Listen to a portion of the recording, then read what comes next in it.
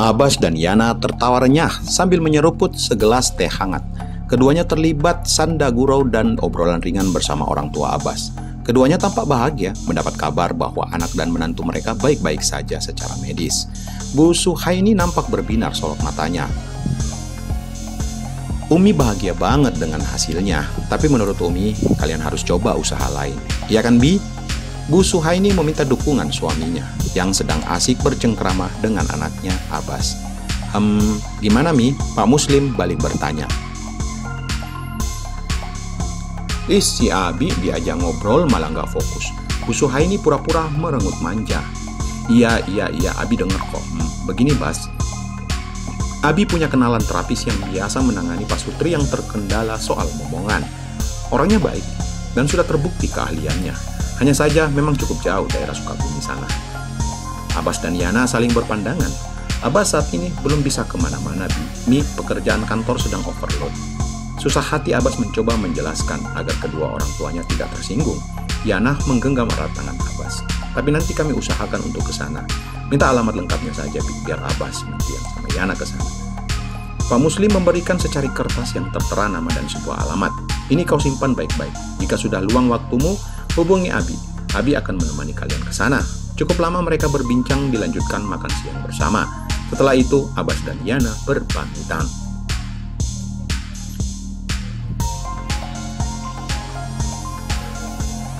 Jangan lupa kau coba luangkan waktumu, nak. Parau suara Bu Suhaini melepas anak dan menantunya. Abbas dan Yana mengangguk bersamaan. Mereka sangat paham ibunya menaruh harapan besar kepada mereka. Bu Suhaini tampak segar dan bugar, namun sejatinya perempuan itu sedang bertaruh nyawa. Kanker serviks menyerang Bu Suhaini 4 tahun yang lalu. Sangat beruntung bahwa faktanya beliau masih bisa bertahan hingga hari ini. Padahal vonis dokter saat itu usia harapan hidup Bu Suhaini tinggal 2 tahun saja.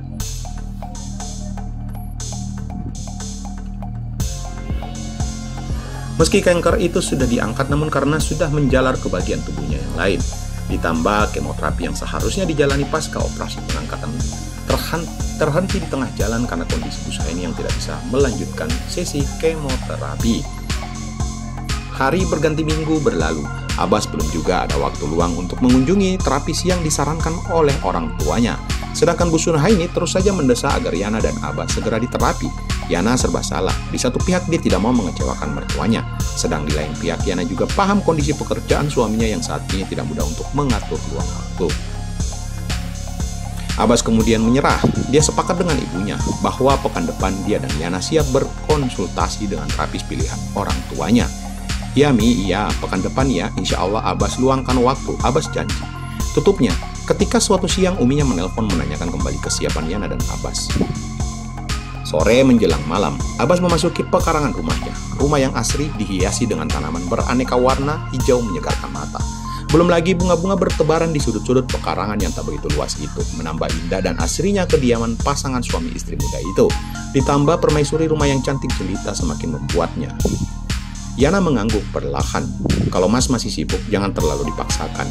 Aku yakin Abi dan Umi akan paham Mas. Merdu mendayu suara Yana menelusuk ke telinga dan dada Abbas.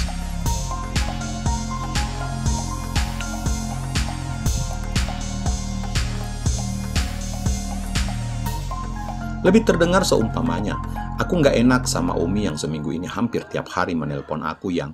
Abbas menggenggam tangan Yana yang lembut, kemudian dikecupnya punggung telapak tangan istri tercintanya, lalu matanya kembali fokus ke tayangan televisi.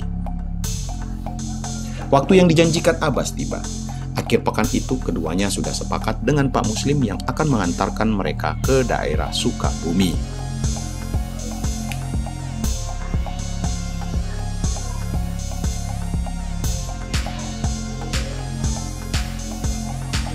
Yana dan Abbas sudah siap sedia dengan pakaian yang rapi, namun santai. Yana dengan outer ringan warna krem dilapisi kaos lengan panjang turtleneck warna senada. Sedangkan Abbas dengan celana chino model masa kini ditambah polo shirt warna pastel.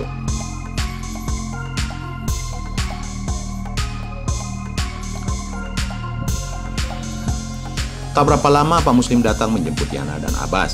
Pensiunan TNI itu masih terlihat gagah dan maju. Celana jeans warna kaki dipadu dengan kemeja koko slim fit berwarna peach. Entah kenapa hari itu ketiga anak menantu dan mertua memakai outfit berwarna senada seperti sudah janjian saja. Tak berapa lama Pak Muslim datang. Yana menyuguhkan teh hangat untuk suami dan mertuanya sebelum mereka berangkat. Tiba-tiba ponsel Abbas berdering, kencang mengagetkan semuanya. Abbas sejenak mengangkat telepon tersebut kemudian terlibat pembicaraan serius. Yana memandang wajah suaminya yang terlihat murung setelah menutup pembicaraannya di telepon.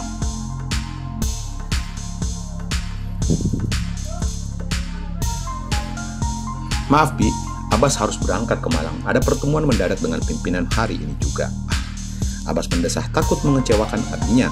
Loh kok begitu? Lalu bagaimana ini? Abi sudah menghubungi orangnya loh. Pak Muslim nampak kebingungan. Begini saja, Abi tetap berangkat dengan Yana. Bagaimana? Abbas memberikan solusi. Yana menggelengkan kepala tanda tidak setuju dengan solusi yang diutarakan Abbas. Abbas memeluk Yana kemudian membisikkan sesuatu. Tolong, kamu tetap berangkat ya sayang. Jangan buat Abi marah. Nanti aku menyusul jika urusanku sudah beres. Hibur Abbas menguatkan Yana istrinya. Yana pasrah, dia pun sejati tidak merasa enak hati dengan mertuanya yang sudah susah payah mengupayakan terapi ini. Baiklah kalau begitu, Abi berangkat bersama Yana. Kamu segera selesaikan urusanmu. Pak Muslim memutuskan tetap berangkat ke Sukabumi bersama Yana. Mereka pun berpisah.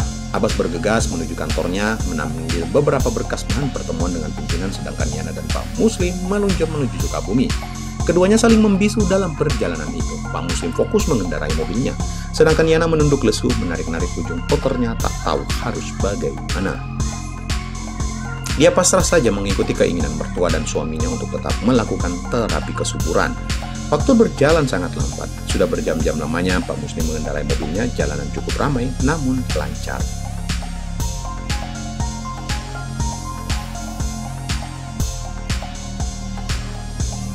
Tol Bocimi diakhiri pekan ini cukup lengang dan nyaman untuk dilalui. Sebentar lagi kita akan sampai. Suara bariton Pak Muslim memecahkan kesunyian. Yana mendengak menatap lurus ke depan mengamati jalan di depan mereka. Jauh juga ya Bi? Yana menimpali berbasa-basi. Ya lumayanlah, tapi sedikit lagi kok, kamu sudah capek ya. Pak Muslim melirik Yana di sampingnya yang jelas sangat kelelahan di raut wajahnya yang merona manja. 4 jam perjalanan mereka tempuh sampai mobil Pak Muslim memasuki sebuah pekarangan yang asri. Udara sejuk mengitari bangunan rumah dari kayu yang terlihat seperti padepokan. Bangunan itu tampak memanjang dengan kamar-kamar yang berjejer. Di bagian tengah nampak pendopo yang cukup luas layaknya aula pertemuan dengan hamparan tikar dan karpet di sana-sini.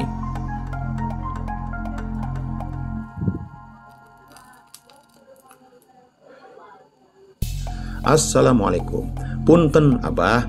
Suara Pak Muslim memberikan salam ketika keduanya sampai di pendopo tersebut. Waalaikumsalam. Mangga, silakan Tuan, Non. Tampak ramah tuan rumah menyambut kedatangan tamunya.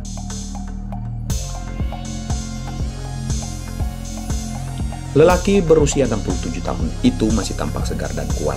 Wajahnya yang teduh meski keriput di sana-sini. Dengan kopiah lusuh di atas kepalanya. Celana komprang hitam lengkap dengan atasannya yang senada.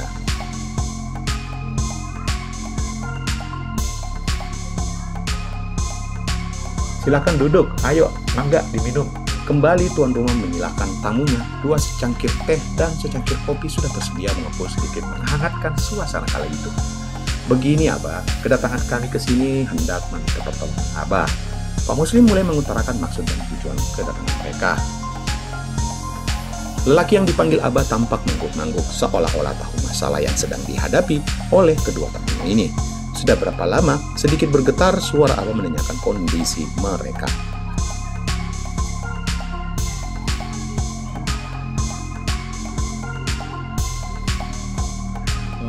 Bah, hampir 7 tahun bah.